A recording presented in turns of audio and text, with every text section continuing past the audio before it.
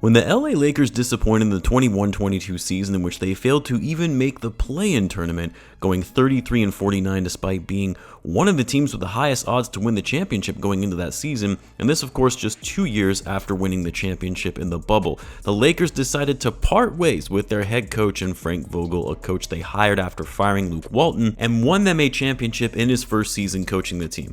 Now, while there was a lot of criticism on the part of the Lakers for firing Vogel and using him as a scapegoat for terrible roster construction of Rob Pelinka after letting key role players like Alex Caruso, Kyle Kuzma, and Kentavious Caldwell-Pope go, and in making one of the worst trades in their franchise history for Russell Westbrook.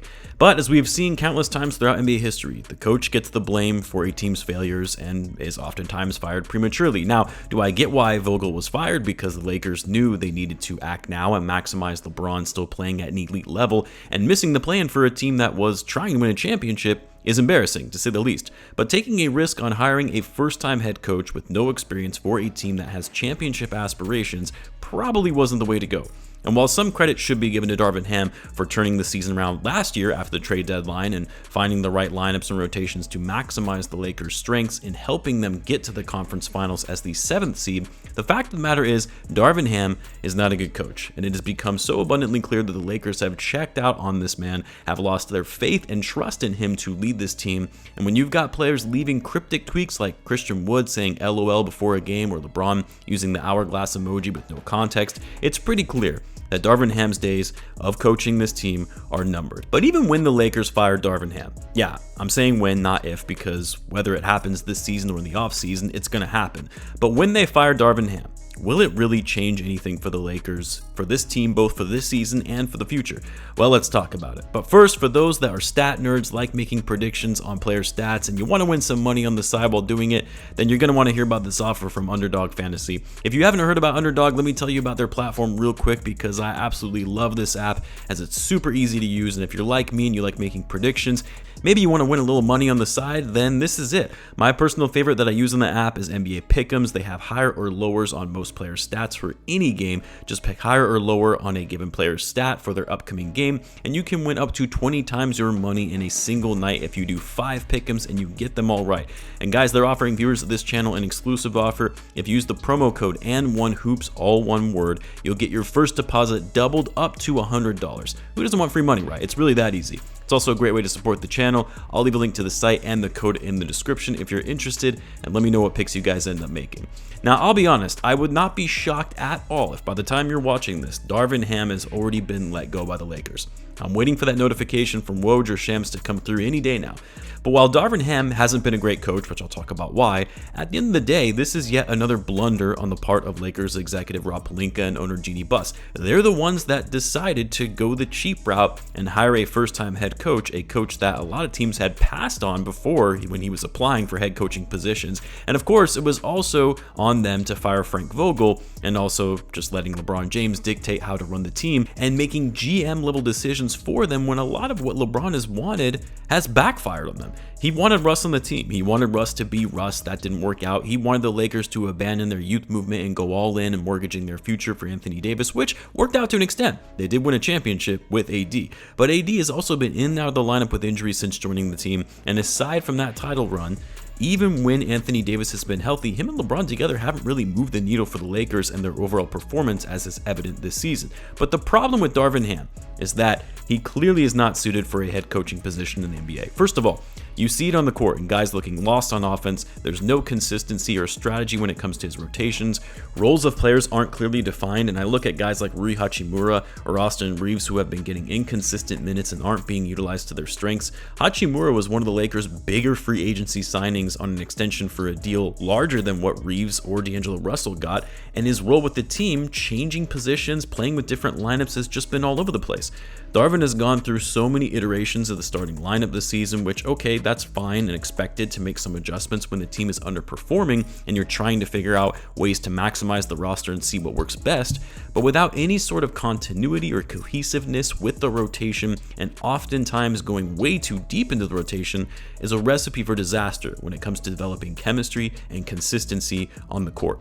The Lakers are 20th in the league in offensive rating, 14th in defensive rating.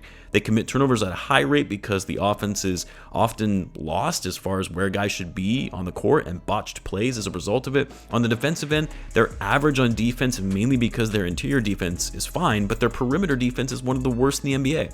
And look, as I said, the overall makeup of the roster isn't that good. But the Lakers should not be this bad as they are. They should not be hovering around 500 and at risk of missing the play-in.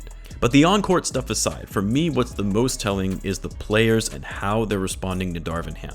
Countless times you see guys telling the media, well, that's a coaching decision when asked about the lineups or final plays being drawn up. You see players looking disinterested or not engaged in team huddles. We've all seen the photo of LeBron giving Darvin Ham the side eye on the bench. We've seen him rolling his eyes when he's looking at a play that Ham draws up. We've also seen the reports that players are unhappy with their roles, how Reeves and Ham are not getting along and their relationship is frayed. Like, it's pretty clear that Ham has lost the locker room, and I don't see a situation in which he's suddenly going to win these guys back by turning the season around. Darvin Ham isn't a head coach in the NBA, but here's the thing. Even by letting Ham go, does that really solve the Lakers' issues? Yeah, maybe under a competent head coach, they might be a little bit better. Not that one is available at the moment anyway, but even under a smart and savvy head coach with experience, that isn't going to suddenly make the Lakers a title contending team.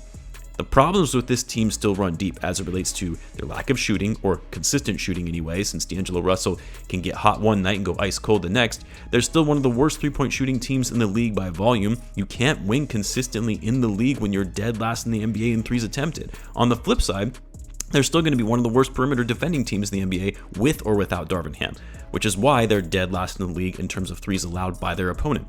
Case in point, why we've seen so many instances where the Lakers will get killed by teams who aren't that good, but just go off on them from behind the arc.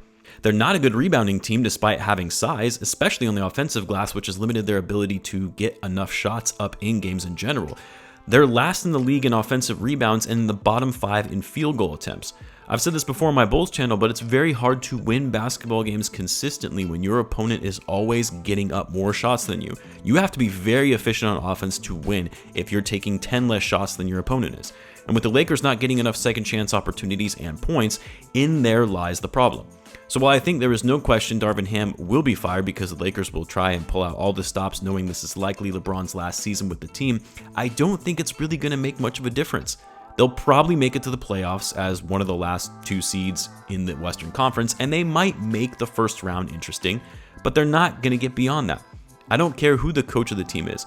The roster is inherently flawed, and until they fix that, the roster construction, not much is going to move the needle for this team.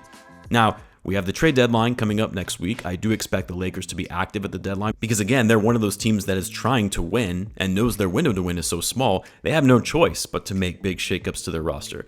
What will the moves look like? I don't know. That's honestly part of the other problem. No one wants D'Angelo Russell, no one cares about their first round pick 5 years from now, and they're delusional in their asking price for Reeves, who they think they can get an all-star for in return. And with LeBron likely leaving next season, they have little draft capital and assets to work with for the future. It's hard to see a world where the Lakers can get back to being truly competitive again and contending for championships. Just my thoughts on the matter though. I'm curious, when do you guys think Darvin Ham will be fired? Let me know in the comments. As always, be sure to subscribe, and I will see you in the next one.